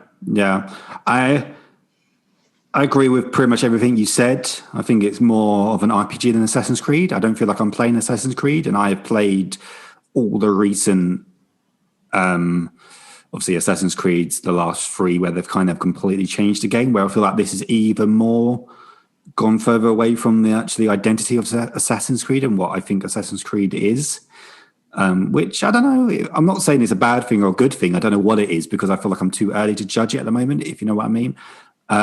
And despite it being further away, or it feels further away, you've now got a hidden blade back, which wasn't in the last game, which is kind of odd. No, so you're kind of like, so because obviously it's not a spoiler thing, so don't worry. Maybe we should have said that earlier, but we're not going to spoil anything. But you do get a hidden blade in this, and it is, I guess, a bit more Assassin's Creed-y in that sense. But then it's not. It doesn't feel like Assassin's Creed at all. Like you said, it just feels like you're playing a Viking RPG, and you could easily take the name Assassin's Creed out and you wouldn't associate with it really at all. I guess there's some parts which you obviously can, but combat, I'm kind of hoping it's one of them things where the more you upgrade, the better it feels, or the more fluid it feels, because I feel like I've not got much to do. I'm just kind of parrying. I press the wrong buttons a lot. I then get hit. The enemies do so much damage, and the fact that you can't heal, you gotta like eat berries. At this moment in time, I'm finding it a little bit annoying the amount of times I've died and had to redo it again just because I got hit by something silly, and then I don't know, I keep dying by something frustrating rather than something my own fault, if you know what I mean, which I kind of got a little gripe with. But I guess I need to just keep playing it and get used to the button. I'm just not used to the buttons. It's completely different to everything else I've been playing at the moment. So I know, like you probably yourself as well, I know they're two totally different games, but I've been playing Spider-Man Remastered, and the combat on that, then to go into this, it's kind of like for me, it felt like I was just swinging an axe and just there wasn't no finesse to it. Whereas when you're doing Spider-Man, you're dodging, you're doing jumping off walls and everything. It's very quick, It's very quick and fluid, But for me, and like again, Ghost of Tsushima, a lot more fluid. You're parrying, you're dodging and all that. So this was a bit more. Like you say, hopefully it will get better. The more stuff you unlock. It's kind of like, I don't know what game is the best way to describe it, but it's very much like baby's version of like, I don't know, a Souls game, like a baby, like I'm saying, like a really easy version of that, where you kind of got a parry and then you time it. Where I much prefer the Spider-Man or the Batman Arkham, or I guess Shadow of Mordor, what they did, where you have a parry button and you do a prompt, and that's what kind of Assassin's Creed did adopt for a while with like Black Flag and stuff. And I really like that combat. I thought it was really fun. I don't really like this more manual fluid of playing. Do you know what I mean? And maybe it changed a little bit once you unlock some abilities and you could throw axes and things. So I prefer the hold where you can just hit and then you block and you parry. Do you know what I mean? Where you kind of can do that, but it's not quite as good. I feel. I don't know. It's because I'm pretty sure when I used to play it, when I played the old Assassin's Creed and used Ezio, like you got surrounded, you could like dodge, do it, get it, kill that one, go around and grab that one, and you could, because you obviously had your sword, and that felt, from what I can remember, felt a lot more like fluid and more skilled than this one. Early on in the game when you're like, when you're like just fighting when you first start, just pressing R1 and R1 for a light attack and R2 for a heavy attack. I was like, well, this is I don't know. This seems like a little like a step backwards for me. But it's not. And I guess, like you said earlier, a really good comparison to give it to is Ghosts, because that is also using swords and stuff. And I guess it's completely different using a katana to using an axe. And how do you expect it to block? And do you know what I mean? I guess you have to have the shield. But then again, God of War feels very fluid, and that's using an axe and stuff. So I don't know. It's very different playing as Kratos to obviously playing as Eivor. But it's I'm just hoping that it actually gets better as the game goes on, and the more you upgrade and the more your character becomes stronger and the more you upgrade your weapons and you can use different weapons. So I don't want to judge it too much because I'm still very early in the game. You're obviously very early in the game, and I'm sure it's going to get a lot better and a lot more fluid. I feel like it was quite, I don't know, stiff at the beginning of Ghosts before you started upgrading, before you became the Ghost and before you started upgrading that skill tree. I felt Jin was very stiff and it was quite difficult to play, and I died quite a lot. So I think it's probably going to be a similar thing once we upgrade Eivor, and he's kind of a bit of a beast after a while, and you've got all these skill things, and you can stamp on people's heads and you can block and throw axes at people and stuff like that. And I'm sure he will become, I guess it is the evolution of being like a normal Viking warrior to then becoming almost like a superhero. And once we were kind of about 40 hours in, and you're almost like a superhero Viking, we'll be having a very different opinion of what the combat is. But Yeah, like I said earlier, I kind of touched on it a little bit about how I'm feeling a little bit overwhelmed by the size of the game. Once you do come to England, you find your camp. Everybody knows there's a settlement there. You find your settlement very early, and then it's just about building it up. And each time you do each mission at the moment, I'm doing at the moment is basically just unlocking a new thing. So obviously you're unlocking your blacksmith, so then you can upgrade your thing. But then all of a sudden, all these dots on the map in England are just unlocking all the time, because obviously it's all divided into the different kingdoms as England was at that time. But yeah, I just find that a little bit overwhelming. One thing I would say is the story compared to the others. I guess you can't really judge it, but I feel like the story is really good. Like compared to the others, they've really improved that. I feel like I'm more involved in the story. I'm enjoying the characters a lot more. I think the voice acting is a lot better than it was in Odyssey. After a while in Odyssey, I guess it was because it was so long, and maybe I feel like this after a while. After a while, I just wasn't even listening. I didn't even know what was happening. Yeah, I did hear that there's some of the voice acting in Odyssey was a bit laborious. Yeah, I kind of got what was going on first of all when he's like on the first island and stuff, and then once you leave it and obviously you get your ship and stuff. I like that they've got rid of the ship battles, because I never really enjoyed that in Assassin's Creed. I don't really like that at all.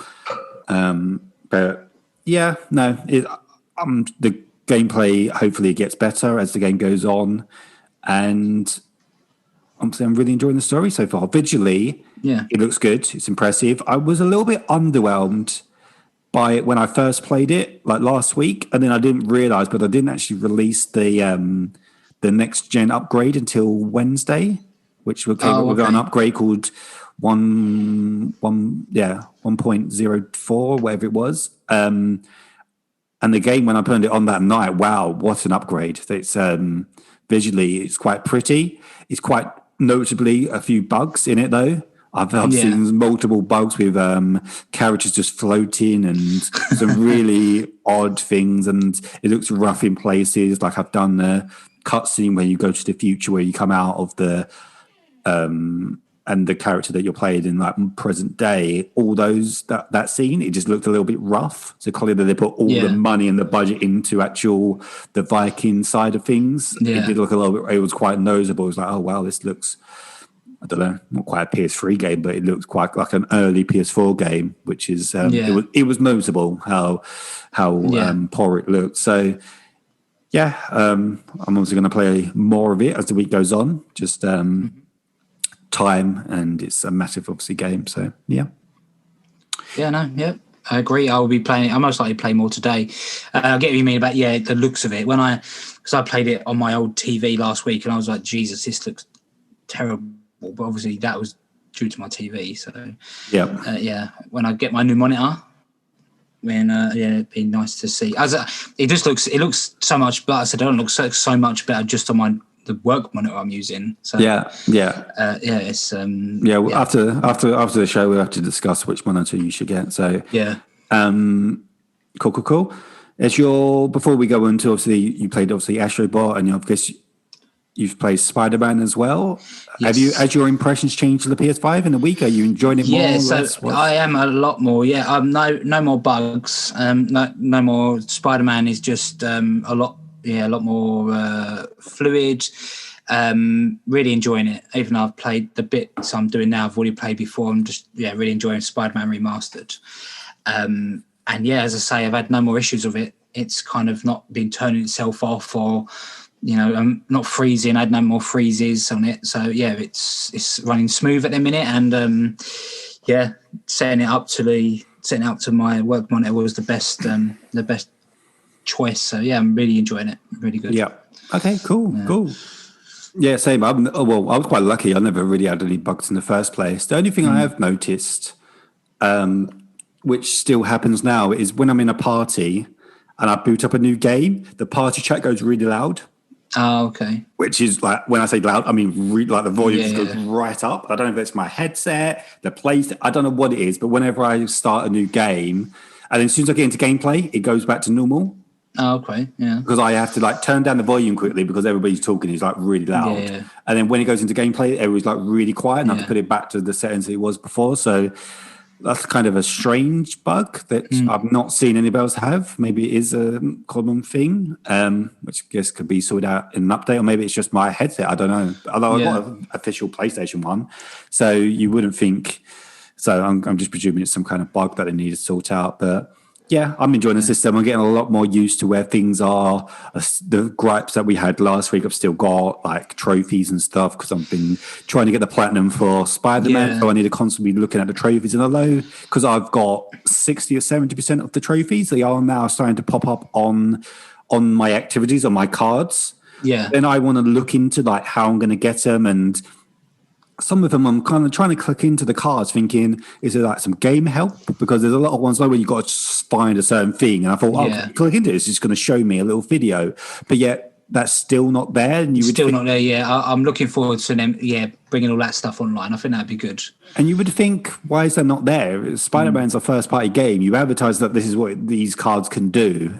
And yet I'm still searching the internet for how to find some cashy box in some base, do you know what I mean? And I'm scanning in it for it. And I thought that was the whole point of them. So it's a little bit of a shame that's not there. I was expecting it to be there. I wasn't obviously expecting for Assassin's Creed or Ubisoft to do it, but you would expect, I don't know, Astrobot, Spider-Man, Sackboy to have all those things. To have them, Yeah. We both haven't got Sackboy, and obviously in the breakdown video where they showed the UI, they actually used Sackboy as an example. So it'd be quite interesting to see if it's actually in Sackboy, because they actually use that as an example. And if that's not there, that's a little bit naughty. So hopefully they'll bring it online soon. Because you'd think it would have been an Astrobot, because that's I don't know. Maybe it is there. We're too stupid to find it, but I've clicked on it and clicked more info, and I've tried doing it, and I don't know. I just don't know how you get it up. So I'm not entirely sure. So we'll see. What was the next game you played? Astrobot? You platinumed it? Yeah, platinumed Astrobot. So actually done it fully 100%, because you had the trophy list, and then you had like an add-on which was 3 separate trophies. So I got them as well. So you got platinum the main game, and then one of them. I'm going to admit, my girlfriend done all the speed runs. So there's 8 speed runs, and you need to get an average time of under 7 minutes. And she just smashed it yesterday, so she got that gold trophy for me. But it's just a fun game. It was really good. Kind of picked up most of the trophies when I was just going through it. And then when you've got in the PlayStation Labo, when you unlock all the artifacts, just start mucking about in there, pressing all the different consoles, some unlocked. Sure. So it's really good. And I've actually got 2 platinums this week. So I did take a leaf out. I took a leaf out of your book, Reese, and I downloaded a little game called My Name Is Mayo. My name is Mayo. Oh, you little. I know. I got that last little night. Shits. How many? I have got now? 15. 15, yeah. So, oh dear. I thought I was catching up. I know, you pulled away. Okay. Two yesterday, so yeah. Although you still got a higher not gamer score, still got a higher trophy score than me, because I think you've got like nearly 2,000 bronze, and I don't have that many, so. Yeah, well, my aim is to try and get out of the bronze section. Yeah. As quick as possible. I don't know if it'll still work, but buying My Name is Mayo was actually cross-buy. So if you bought it for the PS4, you actually got it on your PS Vita as well. So I'm going to dig out my Vita and see if I can download it on that. I know it was really easy to obviously do. You just tap in. Yeah. You after a while just get really bored of doing that. I won't lie to you. It took me about 20 minutes, 25 minutes. Oh, it was so boring. I was actually thinking at one point, it's just ain't worth it. It's just not worth it. And I did it in 2 sittings. I didn't do it in one go. I after a while, I was just like, I just got bored of doing it. And I thought, you know what? I've done like half of it. Yeah, let's just pick up tomorrow. It make no difference. So my girlfriend come over at one point. She's like, "What are you doing?" I was like, "I've got to get a trophy. I've got to get a Reese's bought it. I've got to get a platinum trophy. I just got to do it." And she's watching me. And she was like, "It's just really boring." And I was like, "Yeah." It is. I know. So, okay. We're fully admitting our sadness. Of our, but by far, Astrobot fun. There's only one tricky trophy really. And that was you got to bounce a ball in your head 5 times as the little bouncy frog thing. That was a bit of a. Okay, that sounds difficult. Yeah, but Yeah, it's fun. Just fun. I thought it was really fun. Yeah, I'll have to jump on and try and get the plat for that. It's not that long. I just wanted to get a platinum for Miles before moving on to anything else. I think Bug Snacks is an achievable platinum as well. So. Oh yeah, we both haven't played that. So you obviously promised the listeners that you would review it if it was free. And I will review it. Yes. So have you added it to your library? I don't think I've done that. I need to do it. No, not yet. No, I downloaded it because my girlfriend was playing Astrobot, and she wanted another platformer to play. So I downloaded the remaster of Ratchet and Clank. Okay, cool. And she just didn't like it. She was like, I don't like this. Poor taste. I was like, well, I kind of wanted you to play through that so I could get the trophies. So you're playing it, right? So yeah, I don't think I have the platinum for that. I don't think I do. But yeah, it's a good game. It's a good game. Yeah, I might give it a go. Yeah, so it's downloaded now onto my system, onto my console. So yeah, give it a bash. Yeah. I wouldn't quite say it's a platformer because a lot of shooting involved. But yeah. I think she was asking about Crash 4, so maybe I'll get that for her. Yeah, I'm sure that's the thing that would be quite difficult and give up frustrations. But yeah, I don't like Crash games, so I wouldn't be playing it. So cool.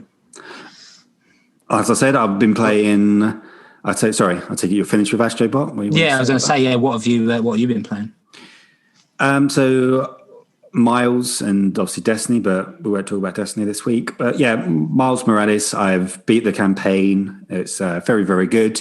I'm now doing New Game Plus, so I can also get the plat. I've pretty much done 100% in every area. I've 100% it all. I've got unlocked all the outfits. So I've got the outfit where he's got the cat in the backpack now. So I'm going around with Spider-Man, the ginger cat in my backpack. And I'm just replay the story mission on New Game Plus. I was expecting New Game Plus to be like you don't get the prompts that you got to like parry and stuff, a bit like in Batman. Yeah, that's what it usually is. Yeah, but it doesn't seem any different. Different? Okay. No, not at all. Maybe I should double check that I am playing a New Game Plus. Yeah, maybe. Yeah, because I am because I've got all the abilities and powers, and I'm like level 20 something.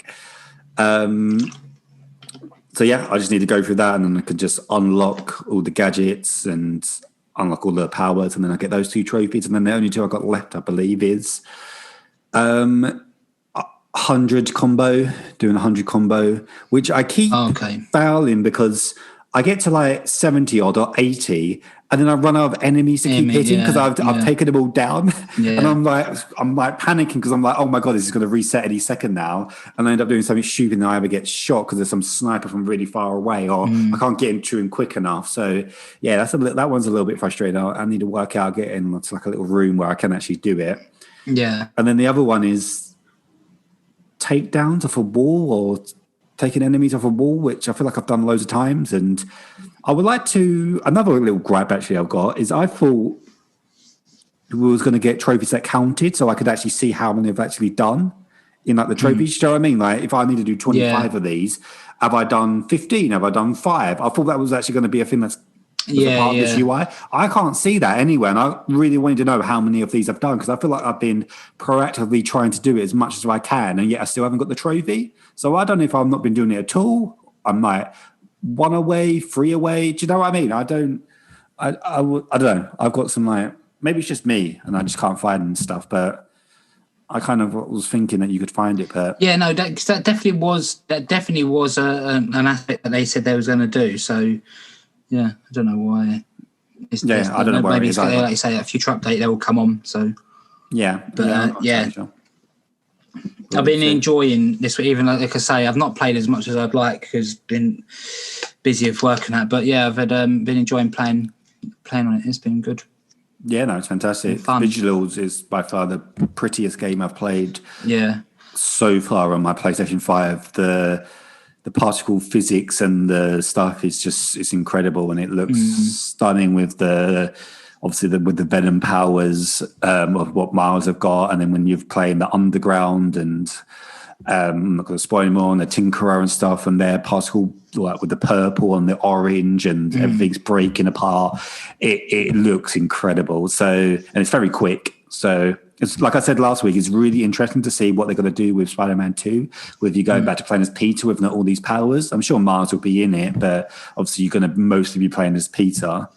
So it'd be interesting. They did tease, I'm not going to spoil, but they did tease what Spider-Man 2 is going to be in the villain and stuff at the end of this. So you got something to look forward to. They already teased it in 2018. So people that's played 2018, they kind of already know. That's kind of what I've been hoping for. And they teased it a little bit further. There's a little cut scene at the end after you beat it, and it gave me goosebumps. Cannot wait. It's exactly what I wanted. So, cannot wait. Won't spoil it for those who want to keep that as a little surprise. Yeah, cool. For me, people like me. Yeah, sure. Yeah. Anybody that's a Spider-Man fan kind of know what's coming next, but yeah. Cool. Don't think I played anything else other than Destiny. I did the raid. Obviously, the raid came out last Saturday, and I've got a completion. So yeah, that's first time I've ever completed a raid in the first week. So quite impressive for me. I saw on Twitter it was saying about they had reports of someone doing it first, and they're just confirming. And I was like, I'm not into that whole thing, but yeah, I can imagine it's good. I can imagine it's fun. It's very fun. Yeah, some of the funnest gameplay experience I've ever had on PS4 and probably on the PS5 is just doing raids in Destiny. They're just the level of communication you got to have between 6 people and all be doing these like puzzle mechanics and be working it out originally, and then once you do work it out, then flawlessly all pulling it off. But everybody's got to be doing their job perfectly and be all in sync. It's it's fun. Bungie have created something special when they do these raids. So yeah, it's by far the best content. So yeah, that's cool. Yeah, sweet. That's all I played. I was going to, like you say, carry on playing Valhalla, try and get as much of that done, and Spider-Man as well before Cyberpunk. So yeah, that's me. Cool. Same. That brings us on to another segment we have each week, and that segment is This Day in Gaming. Okay, so this week it's a game. I don't know if you've played it. I'm not sure. I feel like we should I feel like I should be brief before, because you just pick random games that I've never played, and it's not my fault. I don't know. As I say, you might have. I don't know. I don't think you would play this one. Maybe you've played some of the others. Okay, no, it's probably a good thing, because I'm in the blind as well. I'm not the listener. I'm just listening to what this. Yeah, exactly. Yeah, I don't know what this is, but go on. Sorry, I've interrupted. Okay. Continue. Go. So on the 29th of November, 2002, in the UK, a game called Splinter Cell was released. So I don't know if the original Splinter Cell. I don't know if you played it. Have you played it? The original one? So little of it, I couldn't even tell you anything about it. Yeah. So this was the first game that we got this. My mum and dad bought us we bought my brother an Xbox, but we both played it for one Christmas, and we got this and Jet Set Radio Future. And it's such a brilliant game, and I've liked the Splinter Cell games since. I never played Blacklist because they got rid of Michael Ironside from doing the voice of Sam Fisher, and I didn't really know where it was set. He looked younger, but it was kind of like a set of, like, it's supposed to be a sequel to the other games. I don't really know. But this one, then you had Chaos Theory and Pandora Tomorrow. They were amazing.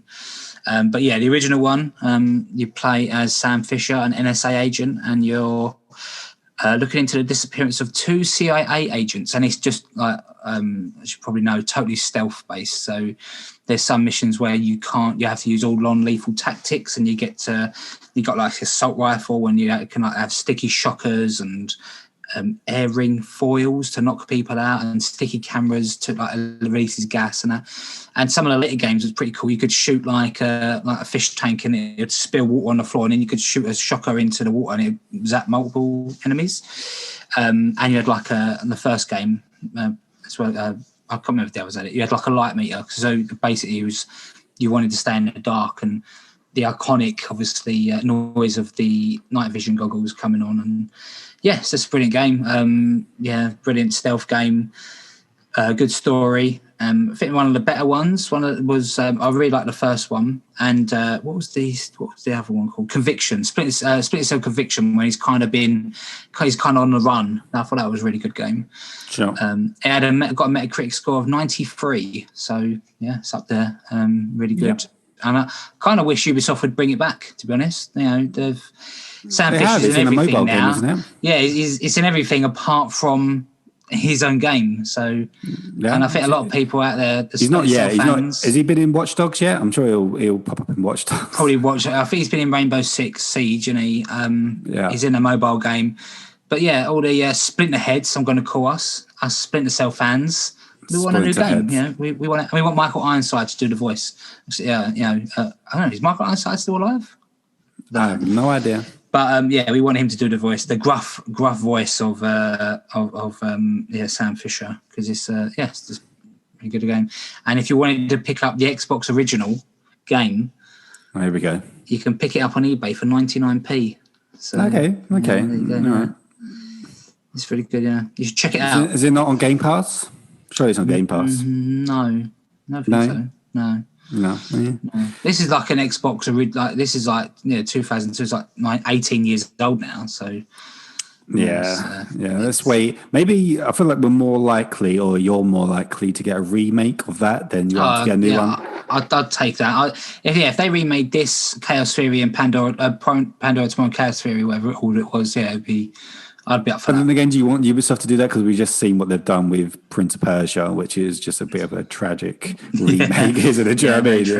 They're just going to port it over, just look just as just like you wanted that remake, and you got your wish, and then you was like, oh, actually, it's not very nice. So they made out that it was art direction. It's like was it really? But okay, we'll see. I'll hold judgment. We'll see what it looks like when it comes out. In 2 months' time, whatever. So we'll see. And I think that is it for this week's episode. In this bit, we're going to talk about 2 episodes of The Mandalorian now. So if you're not caught up or you just don't like The Mandalorian, you're not interested, then I guess you'll be going now. But thanks for listening so far. We've seen some improvements on downloads over the last week, which is great. Really appreciate everyone who listens and subscribes and downloads. But and if, again, like we say every week, if you've got any questions or you want to get in touch with us, there's various ways you can do so. So you've got Gmail, is ptplayerspod@gmail.com, Instagram, ptplayerspod, Twitter @ptplayerspod, and Facebook is the Part-Time Players Podcast. Send any questions, any suggestions on topics, just want to get in touch, feedback, anything really.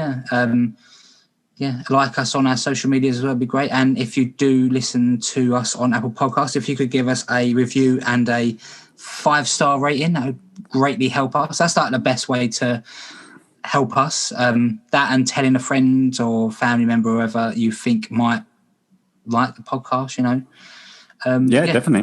Really helps. Tell a stranger, just tap them on the shoulder and tell them to download. Like I said, smash that like button. And smash the like button, just subscribe, and and that will help us build our podcast. Which we enjoy doing. This is 25 episodes now. I know, quarter of a century. Wow, it's quite. I feel like we've been doing this for longer than 25, but it's When did we start? I think we started back in June. I think, wasn't it? I think maybe. Yeah, we're almost coming up to 6 months of doing this now, so it's quite. Yeah, maybe. And people have been here. We'll have an anniversary next year of. We'll have a special edition. I don't know. I feel like I'm making promises that we're not going to do anything for. If you've been here since the beginning, thank you. And if you're new, thank you. And just thank you, I guess. I suppose. Thank you. Really appreciate everyone for listening. And so now we're going to go on to 2 episodes of The Mandalorian, because Reese last week didn't watch it because he was being a basic bitch. So life got in the way, unfortunately. I say that I was playing Destiny. Exactly. He's just doing raids or whatnot. So this episode 4 of The Mandalorian, episode 4, season 2, chapter I don't know, 11 maybe it would have been. I don't know. 12. I think. No, maybe 12 maybe. So it starts off with the Mandalorian, Mando, limping towards Navarro in his ship that was kind of repaired, but was mainly just held together with fishing wire by the looks of it. Yep. And it then disappeared. I didn't see any fishing wire inside in this episode. Was it? Maybe he just got fed up and took it down. Okay. And he obviously lands and he gets reunited with his old pals, Cara Dune, played by Gina Carano, and Griff Karga, which is played by Carl Weathers, a.k.a. Apollo Creed. Everyone knows him as Apollo Creed. Yes, and I think he directed this episode as well, actually, Carl Weathers, this week. Oh, did he? Okay, cool. Yeah. So, yeah, he goes back there, basically says, can you help me with my ship? Navarro's been changed around because Cara Dune has kind of become like the sheriff, I suppose, and tidied it up and got everyone in order. So she, they say, if you help us, we'll help you. If you will repair your ship, if you can help us take out an Imperial outpost. Yeah. No, that scene where she's taking down the aliens with fucking balls on their chin. Like they got basically like fucking big dangly testicles there. Apparently there was a little bit of a mistake for when she took one of them down. They actually left the mat in, like the actual crash mat on the floor. Oh, really? Yeah, it was like one of the first errors that they've done. They've made in the thing. It was noticed. So yeah, I didn't notice that. I did either until I saw it on Twitter. Yeah, it's like when they left the Starbucks cup in Game of Thrones. I never noticed that either, but apparently it was there. So I did notice it because did you? Yeah, I did notice that. Yeah, it's kind of a white cup there. I was like, oh, yeah. So yeah, he's basically. That's what he needs to do. Yeah, he needs to go. And there's like, I can't remember what his name. Oh, is his name like Mefril or something? Because I kind of thought it sounds like the armor from Lord of the Rings, the fish guy, the blue guy. Okay, yeah, so there's a blue fish guy. He drove them to the outpost. They break in, fight a load of stormtroopers, and then like the big reveal of it is. They're kind of like doing some sort of experiments by the looks of it. There's like in the background, there's like some like, I don't know if they're back to tanks, but there's tanks in there. And is it Sidious? Is it something to do with Snoke? Are they cloning there? And they've also, so then you don't know what it is, but whatever it is, they blow the shit out of it. And then they escape in like some sort of big armored truck kind of thing. And the scout troop, you get to see scout troopers, which is pretty cool. It's obviously like reminiscent of Return of the Jedi. Yeah. And they do that chase. So I take it it's obviously part of Palpatine's idea to create Snoke, I take it. But although hasn't he already perfected cloning by then? Because wasn't the whole thing of why he's still, spoilers by the way, he's still alive in, Rise of the Skywalker, whatever. The reason why he's still alive is because he was actually a clone that went on the Death Star. It wasn't actually him. I don't know. Which was obviously pre-Mando. So he's already perfected in terms of cloning himself. And yet they're still... I don't know. Maybe I got that wrong. I thought that's why he was still alive. I thought it was a clone that actually was on the Death Star. I never picked that up from Rise of Skywalker, to be honest. I didn't know that. Maybe some lore afterwards. I swear I read that. That's how they explained that he was still alive. Because obviously he falls down. I think it's been a while since you must have saw Jedi. So obviously Darth Vader throws him down the little tunnel thing. Kind of does he explode or whatever? So that version of Palpatine is clearly dead. Yeah. So I thought like how they explained it was that wasn't actually the original version of him. It was just one of his clons. In Rise of Skywalker, he looks absolutely fucks. Like he's like on a big arm or something, can he? But isn't that because of his old age or something? Yeah, maybe. Yeah, he's like, I don't know, 200 years old by then, I suppose, and he's still human, I guess. So whatever. He's from Naboo, right? So, I don't know. Yeah, no. And then there's obviously there's the bit where there's like a big TIE fighter chase trying to shoot the speeder. Which is cool. That big truck, which is really cool, and then the Razor Crest kind of comes in at the last minute to save them. And, just kind of gets packed up, gets his ship repaired, and then he's off to Typhon, I think it is. That's the planet he's heading towards, which is the planet where this week's episode takes place. So what are your thoughts on this episode, episode 4? It's called The Siege. Yeah, it was okay. It's very forgetful, wasn't it? Because to be honest with you, until you went through all that, I actually forgot everything that happened on it, which might say how eventful that episode was. Obviously, the ending and the clones and obviously the clone tanks, which obviously we're presuming they are. Yeah, they ending with the Dark Troopers. Yeah, they revealed that, whatever they are, the elite troopers, which obviously will probably... I guess we'll maybe see the next episode because there was one on this week's episode. Yeah, it was okay. It's not the worst episode, not the best episode. I just thought it was just a okay episode. It's going to lead to obviously a big cliffhanger again, and then we have to wait till next season to pick up again. So it's building and building and building. It's just kind of I feel like it's building to an episode which was kind of this episode, but then I don't want to spoil this episode. I guess we will do, but then I feel like there's then prolonged onto something else. Do you know what I mean? I feel like this is what we've been building to. His whole mission was to get to Baby Yoda to another Jedi, which he successfully done.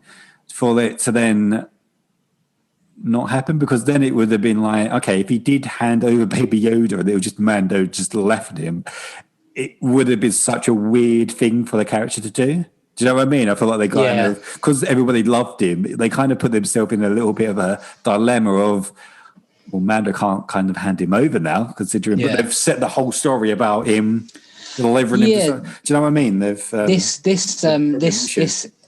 week's episode, when obviously you get to see Ahsoka Tano. Ahsoka, sorry. I've never seen her in anything because I don't watch Clone Wars or Rebels. But seeing the live action played by Rosario Dawson's really cool. I like the beginning bit where they're running through the forest and you just keep seeing these two white lightsabers, cutting people down. I thought that was really cool. But in this episode, they kind of touched on more lore as well, didn't they? Yeah, that might help. A little bit of more. Baby Yoda's actually got a name. Is it Grogu? I think it is. Grogu. Grogu. Yeah. He was in a Jedi temple. Someone took him out before Order 66 happened. He was trained by several masters. Obviously, Ahsoka's seen Yoda, so she knows he's the species of Yoda. Yeah.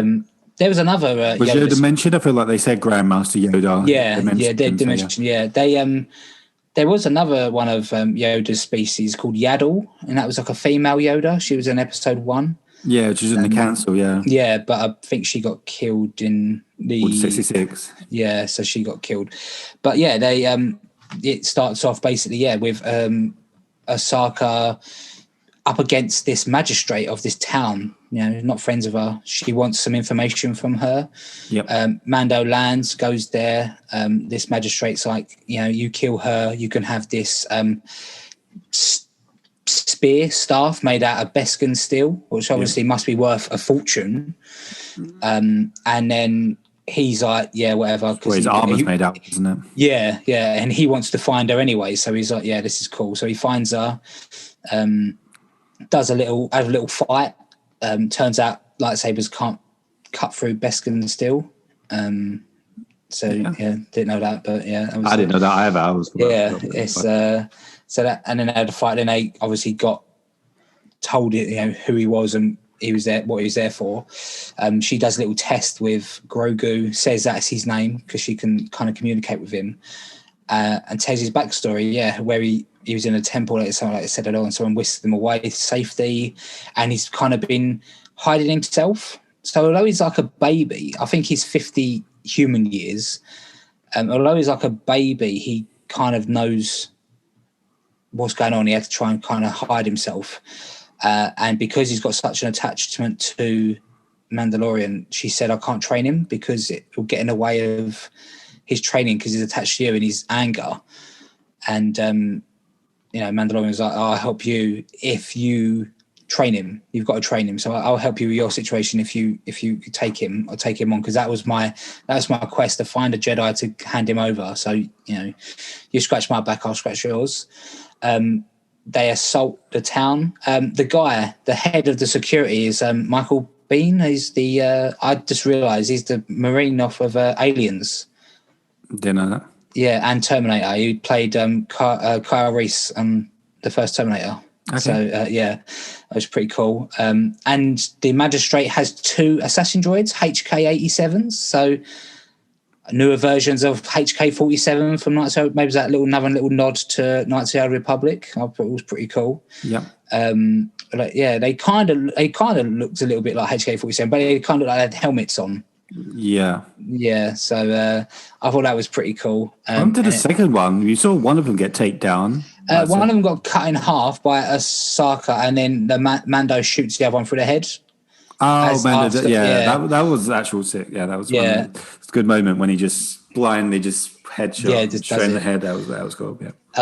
The magistrate and Ahsoka have a fight, and one of her lightsabers gets knocked in a pond, but she still beats her. And then, like, the information she wants from the magistrate turns out, she keeps saying, "Where is he? Where's your master?" And she's talking about I don't know if he's Grand Admiral, but talking about Thrawn. So I don't know if she says Grand Admiral Thrawn or she just says Thrawn. So yeah, that was a pretty big reveal. Like I said to you before the podcast, I've not seen any Rebels or Clone Wars, so the only way I know of Thrawn is from the Thrawn trilogy I read from the expanded universe, which is now Legends.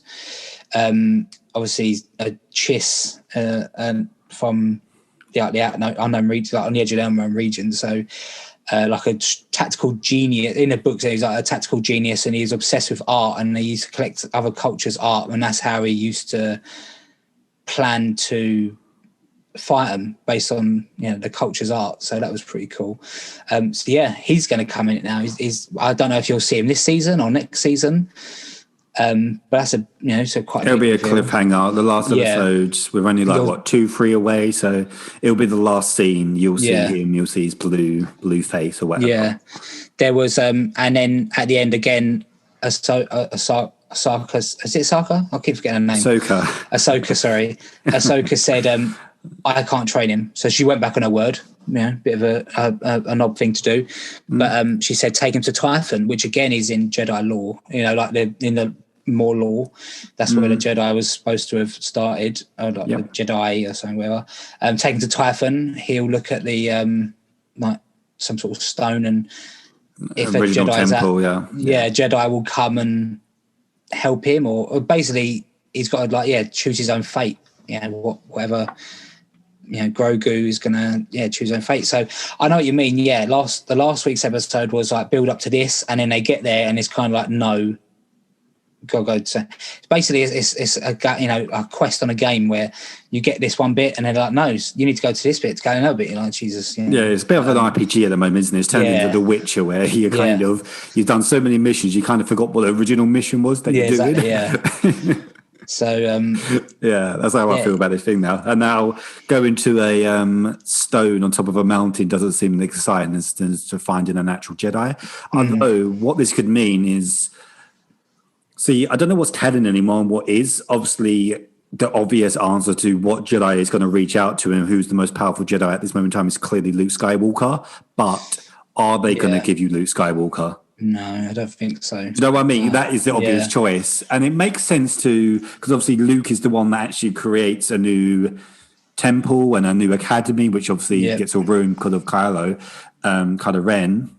Well, I guess Ben Solo, who he was at that time. But I feel like that would make the most sense in terms of how the story is going to go, is if if Grogu was then a part of this new Jedi Academy, or do you know what I mean? That would make sense. But for him to give us a young Luke Skywalker with a green lightsaber, I feel that's a little bit I've seen stuff everywhere. Like, I don't know if it's true or not. Like, Mace Windu's alive still. He didn't get killed. That's even more nuts. He's got robot hands, and it's I don't know. I don't know where it's going to go. I think it's just going to carry on with, they ain't going to find a Jedi, and it's just going to knock about with the Mandalorian. That's what he's going to have like Mandalorian's going to have like a teenage Yoda, trying to. Is he going to talk eventually? I feel like he needs to start talking soon. So Ode doesn't talk after 50 years. You think he'll learn to talk, but apparently one of their years is 13 human years. So that's how. So he's like 50, but it's like a baby. 1.5. Okay. But and I thought it was a good episode. I don't know what you mean. Kind of, it is an RPG now, just going off and doing another quest. But I'm still enjoying it. 3 episodes left, I think. So. I'm really enjoying it as well. I don't know where they're going to take the show now. I feel like, it's all up in the air, isn't it? I'm sure a good thing about it, they've brought in so many interesting characters this season. Yeah, like Bo-Katan a couple of weeks ago, and Ahsoka, and then teasing all these different characters, and now we're talking about maybe Mace Windu might be in here, and we're talking about Luke might be. Do you know what I mean? We're kind of everybody's getting a little bit carried away and it's exciting stuff that they have seeded all these possibilities, and season 3 could be even better. I feel like this episode was quite noticeable that they might need a bigger budget, and the difference between a TV program and a movie, like when you saw Ahsoka moving about with Jedi with the lightsabers. Although it looked really good, it didn't look movie, and we've only ever seen Jedis in movies, like live action. So that was a little bit noticeable that it wasn't a higher quality of what you're used to when you're seeing stuff. So I noticed as well, like on a Oleku, like it was clearly just foam because there's all creases in it. Yeah, I noticed that as well. Yeah, it was a little bit weird to see her as live action because she's only ever been animated before. In Clone Wars and then Rebels. So yeah, to see her live action, it was cool. It was cool to see her. Obviously, her voice is obviously different and she looks different and stuff, but. You know, it was good. It was cool. Yeah.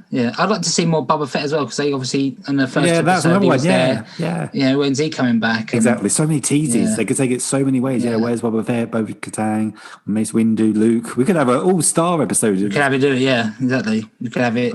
But then again, we might even just get a Force Ghost. They might give us Obi-Wan as a Force Ghost or Yoda as a Force Ghost. Yoda is probably the most likely one. Yeah. He could reach through and Yoda will come up.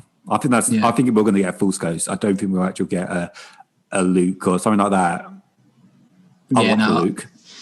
Or just like a random Jedi Master, maybe on Typhon or Force Ghost up or something. I don't know. Yeah, maybe Ezra, who was in Rebels or something. I don't know. Maybe a more unknown was a Jedi that's not been in one of the movies. I guess could pop up. I don't know. Yeah. But I'm enjoying them. You know, I like I said earlier on, I kind of fell out of love with Star Wars after the last 2 films because I just didn't enjoy them. But yeah, it's really got me back into it. I really enjoy it. Yeah, so, I'm enjoying it as well. It's really cool. Mando's cool. It's a good show. Yeah. Okay, I guess that's it for this week's episode. Yeah. Yes. Thank you if you did stick around to listen to our little discussion of the Mandalorian. Thanks for listening again, and get in touch with us any of our social media ways we've spoke about earlier. One last thing before we go, I watched which is actually related. I watched the God of War documentary, which has obviously been out for a while, and obviously everybody said it was quite good. It's really good. What did you watch that on? What was that on? YouTube. It's on YouTube. Yeah, I just watched it on YouTube. It was just really interesting to see how. Obviously, I know you can call me a fanboy of PlayStation, and God of War is my favorite game of all time. So, obviously, there's links there. But it was just really interesting to see all the insider stuff of how God of War was evolved from what God of War was on PS3 and PS2 to how it was close to the IP being completely scrapped. To this, everything relied on this new Kratos and. The first impressions of the game wasn't received very well by like Shu and Sony and stuff. Didn't really like it, and how Corey basically transformed Kratos into what it is and what it turned out to be. And they showed the build up to the E3 in 2016, which is still my favorite E3 showing. I thought that with the music and the atmosphere. No, when they had the live orchestra, I don't know if you remember that E3 where it was in that. Yeah, and I was like, wow, what is this game going to be? And they were building it up with the atmosphere because you had no idea it was going to be God of War. And that moment when Atreus is outside playing with the little toys and he goes into the little hut and then you see Kratos and everybody loses their minds. It's really stuff special. Like that is great. Yeah, I like it when they do stuff like that. Yeah, kind of. No, it's really good. If you ain't seen it, you would enjoy it. And anybody like the game, give it a watch. It's on YouTube. Yeah. It's completely free. So I'll have a look. Yeah. Yes, guys, check that out. And again, like we said, thanks for listening. Yeah. Episode 26 next week. We're not sure what it's going to be yet, but it'll be Grade A entertainment. So make sure you download and listen. There you go. Unofficial sources say that's false information. Maybe it will be true. We'll see. Yeah. Time will only tell. Until next week. Goodbye. Bye.